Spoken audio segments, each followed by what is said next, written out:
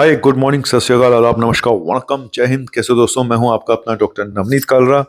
और आपको आज वर्ल्ड हेपेटाइटिस डे है। पहले तो मैं ये बता दूं, अब इसके लिए क्या बधाई दूं किसी को।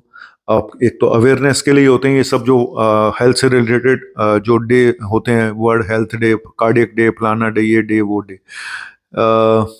लेकिन आपको याद होगा, मैं अपने वीडियोस में कई बार ये बात बोल चुका हूं कि हार्ट का रास्ता लीवर से होके जाता है, हार्ट अटैक का रास्ता लीवर से होके जाता है, हेल्दी हार्ट का रास्ता हेल्दी लीवर से होके जाता है। ये मैं बात अपनी कई वीडियो में बता चुका हूं, और आज यही बात न्यूज़पेपर में, टाइम्स ऑफ इंडिया में, सेम चीज जो मैंने बोली है। लेकिन उससे पहले आपको बता दूं कि इसी से संबंधित हम लोग एक कैंप लगाते हैं। क्यों लगाते हैं वो भी बताऊंगा। फाइब्रोस्कैन लीवर का एक टेस्ट होता है जो कि बहुत क्लियर कट आपको बताता है कि आपके लीवर में कितना फैट है, किस स्टेज का फैट है, फाइब्रोसिस तो नहीं होगी, लीवर श्रिंक तो नहीं हो रहा है, कहीं लीवर एडवांस स्टेज में तो नहीं है, जो कि नॉर्मल ब्लड टेस्ट और कई बार आपका जो अल्ट्रासाउंड वगैरह उतना एक्यूरेटली नहीं बता पाते। इसलिए फाइब्रोस्कैन नाम का टेस्ट आया, और मुझे लगता है कि सबसे ज़्यादा अच्छा टूल है, नॉन इन्वेजिव टेस्ट है, और आपको अवेयर करने का। इसके बाद लोग संभल जाते हैं। किसी को आप ये बोल दो कि तेरा थोड़ा कोलेस्ट्रॉल बढ़ा हुआ है, उसको ज़्यादा फर्क नहीं पड़ता। किसी को आप बोल दो कि तेरा थोड़ा बीपी आई हो, कहता है दवाई खा लूंगा, लेकिन मोमेंट उसको पता चलता है कि उसका लीवर डैमेज हो रहा है, उसके लीवर पे इतना असर आ रहा है, तो वो अवेयर हो जाता है। और आज की जो मैं जानकारी देने जा रहा हूँ वो सुन के आप बहुत चौंक जाएंगे, लेकिन डरना नहीं है। अपने आप को ठीक करिएगा। जो मैं बताने जा रहा हूँ उससे कुछ सीखिएगा। मैंने भी बहुत कुछ सीखा है, और मुझे भी आज मैं जो बता रहा हूँ शायद मेरी जिंदगी का भी एक हिस्सा है, और मेरे साथ क्या हुआ था वो मैं आपको बताऊंगा, और मैं कैसे निकला हूं वो भी आपको बताऊंगा। सॉरी।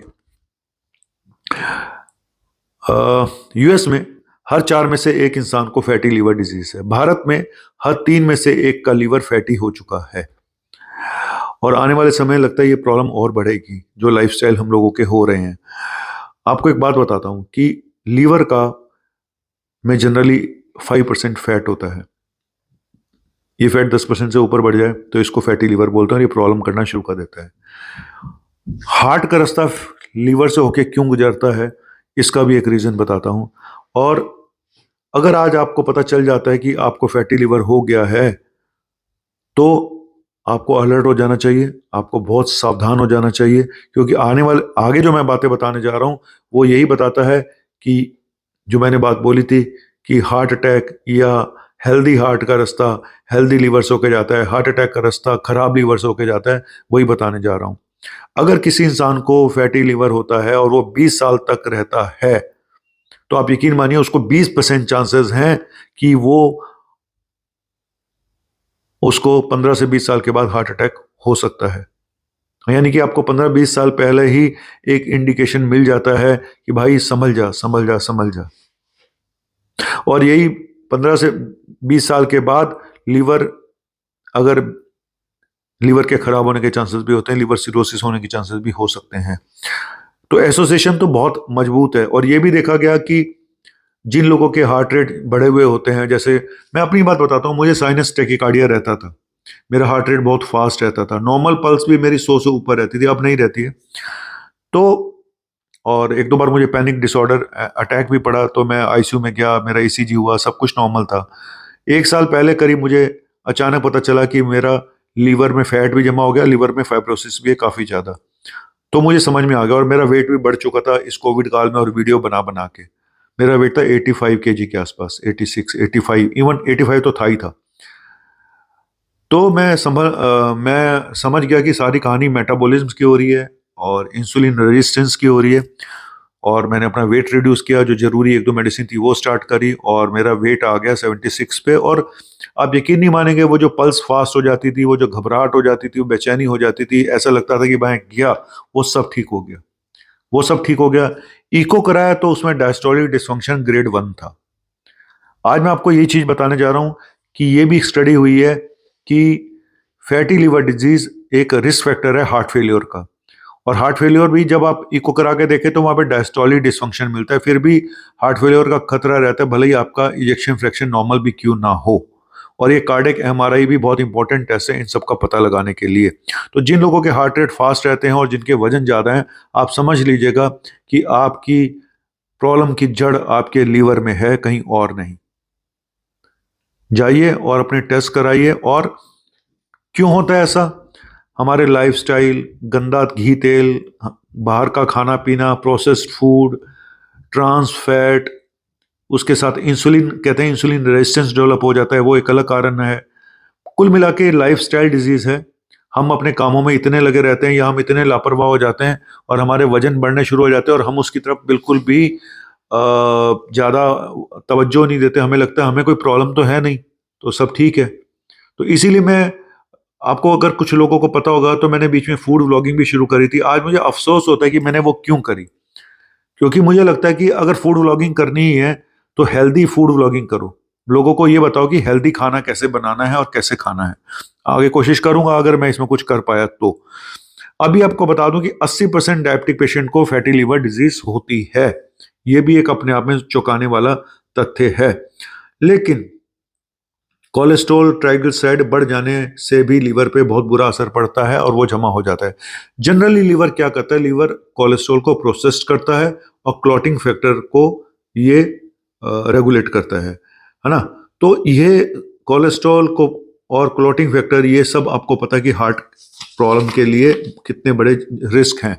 इसीलिए अगर लीवर में फैट जमा हो जाएगा और वो भी इतना ज़्यादा कि आपकी कोलेस्ट्रॉल भी बढ़ना शुरू हो जाता है, उसके बाद ये एक तरह की साइकिल है। ये साइकिल है, वो कोलेस्ट्रॉल बढ़ाएगी, ट्राइग्लिसराइड बढ़ाएगी, वो और फैट बढ़ाएगी। तो ये सब आपस में एक दूसरे की ऐसी तैसी करना शुरू कर देते हैं। और इस साइकिल को तोड़ना किसको है? आपको तोड़ना है। कैसे तोड़ना है वो भी आगे बताऊंगा। तो कुल मिला के ये बात फैक्ट है कि